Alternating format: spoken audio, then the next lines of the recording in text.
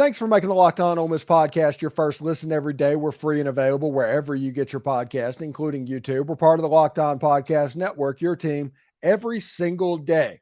Hello, I'm Stephen Willis from the Locked On Ole Miss podcast, and I'm joined by Tom Vanderford for his weekly segment on Ole Miss sports. How you doing, Tommy? Wonderful, man. Man, we're sitting here. Ole Miss got two more commitments from offensive linemen from Washington today. And yeah, really fired up about that. But this is just a historic transfer portal run that Lane Kiffin and Ole Miss is putting together.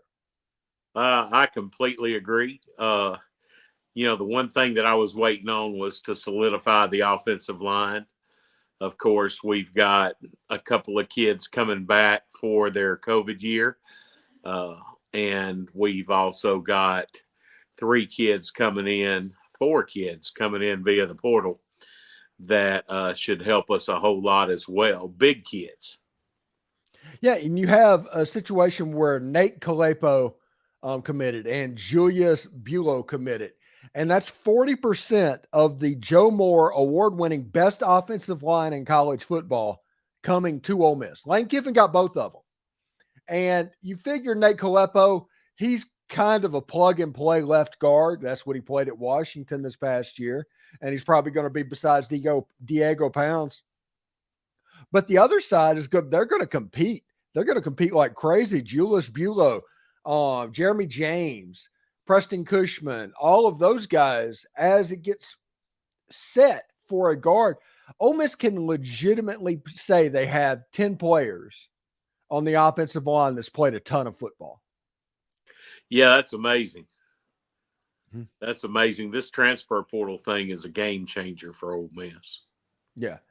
Yeah, it's hard to really argue that. I mean, the way college football is set up right now, I mean, probably one of the best things that has happened in my life, as far as sporting life or anything like that, was Elijah Moore fake peeing in the end zone. Yes, sir. I love it. I love it. Totally different trajectory when that happened. The fact that we were able to get Lane at his first Power 5 stop after, the Nick Saban rehabilitation program. And we're just, I used to say that some woman down in Louisiana put a voodoo curse on Ole Miss because we had a lot of time, as Freeze said, wandering in the wilderness. But, I think all the stars aligned for us to get Lane Kiffin at Ole Miss. I think all the stars have aligned in this NIL. It's like I saw somebody mention today, I don't know how much Quinshon Judkins was asking for, and I'm glad that he found a home at Ohio State. No hard feelings. But for what he was wanting, we get these offensive linemen. We get, the running back from LSU. I mean, you just got to play smart with what you have available. Yeah, the Moneyball gifts that we've been seeing. It's not just a fun movie to put gifts on. It's a mindset. Exactly. And like I mentioned before, I think his time in the NFL, Lane Kiffin's time in the NFL is helping because I think he really looks at high school JUCO recruiting as the draft, and he looks at the portal as free agency, and he's building through the draft and he's plugging holes through free agency. So it's fun to watch. Never thought I'd live to see something this wonderful. I really don't see any holes in our team for next year. I'd like to see some of the corners that we've got solidify themselves in the spring. I think we're going to be pretty good at corner and safety. So linebacker, we're going to be elite, in my opinion. Defensive line, we're going to be elite, in my opinion. Offensive line, elite. Tight end, elite. Receiver, elite. Quarterback, elite. Elite everywhere. We'll just be elite next year.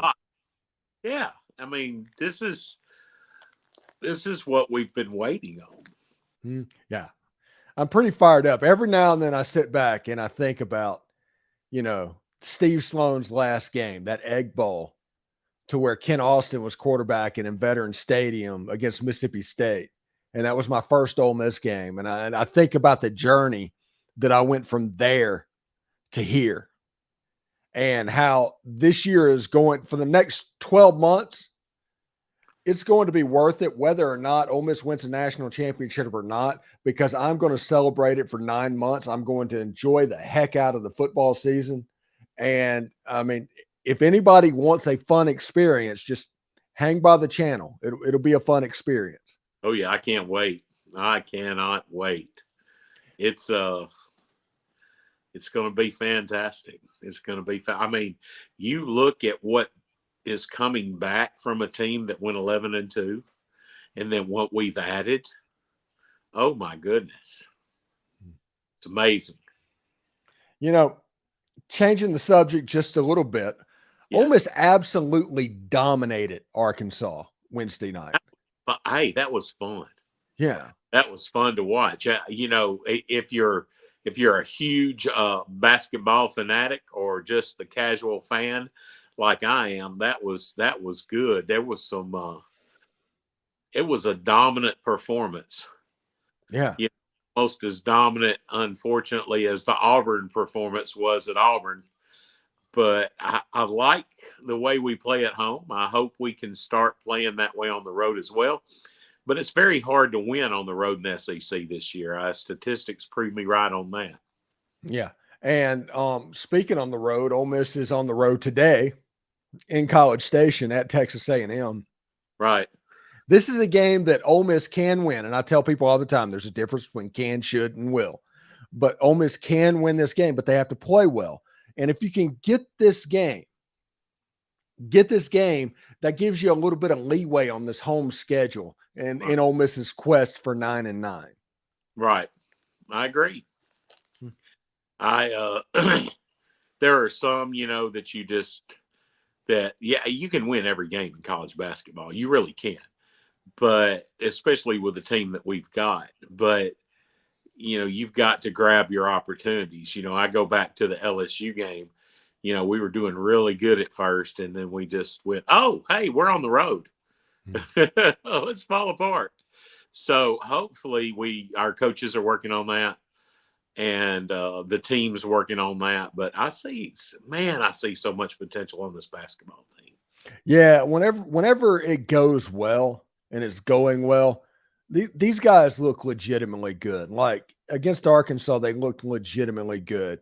And I don't care how the other team is at all. I'm talking about just the crispness of themselves, the ball movement, the shot selection, the stuff that honestly shouldn't matter who you're playing if you're doing that. But it's so much better whenever Ole Miss plays well. That's on point. Exactly. I freak out. There was a ton of blocks in that game. I just freak out at when we play good defense, and we played really good defense against Arkansas. I know they're 10-9, but you know, this is it. Didn't they beat Duke? Yeah, they beat Duke. Yeah. So I mean, I think they beat Purdue too. Yeah. So, you know, it's crazy. But that's the cool thing about college basketball. You know, it's kind of a neat thing. And I look forward to watching us. I think as the year goes by, they're going to put it all together. And I still have hope that we've got an NCAA tournament berth at the end of the year. I know we've got some work to do there. I think Lunardi the other day had us the first out. So we've got to keep winning. And but I'm pretty impressed, bro. 16-3 for a team that won 13 games last year. Yeah, I'm happy. Yeah, and if Ole Miss can get the win against Texas A&M today, and then you got Mississippi State at home on the weekend, that's 2 more. So that would get them to 18 wins. You have Auburn at home in the midweek. I mean, by the time you get situated in February pretty good, you could have 20 wins already, and you're just playing for seeding. I mean, it's absolutely nuts considering this team was like 3-15 in the SEC last year. Oh, exactly. And hey, let me tell you something. Eh, we play, like I said, we play a lot better at home. Everybody knows that. When Auburn comes to Oxford, I think it's going to be a much different story. Oh yeah, it absolutely will. I am curious to see exactly what they do. But thanks for making the Locked On Ole Miss podcast your first listen every day. We're free and available wherever you get your podcast, including YouTube. We're part of the Locked On Podcast Network, your team every day. Tom Vanderford, thank you so much for joining us today, and we'll talk to you next week, buddy. Hey, hotty toddy, everybody. Thank you so much.